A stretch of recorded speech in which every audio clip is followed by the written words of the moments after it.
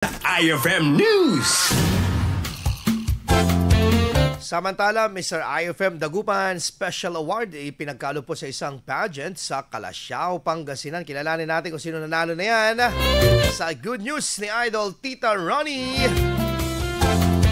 Dumaragundong na hiyawan at palakpakan ang bumuhay sa gabi ng mga manonood nang magpakitang gilas ang mga nagwagwapuhang mga kalahok sa Mr. Suave 2025 sa pagtatapos ng annual fiesta ng Barangay Malabago, Calasiao kahapon.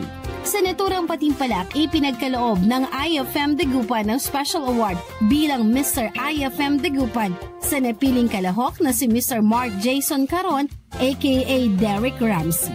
Siya ay nakatanggap ng sash, cash prize at IFM merchandise.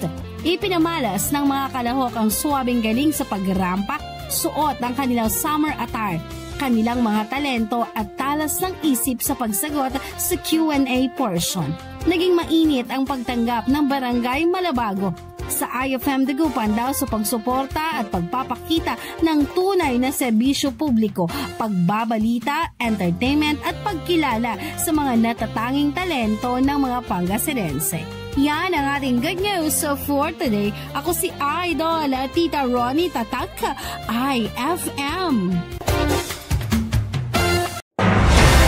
IFM News. IFM News. IFM News.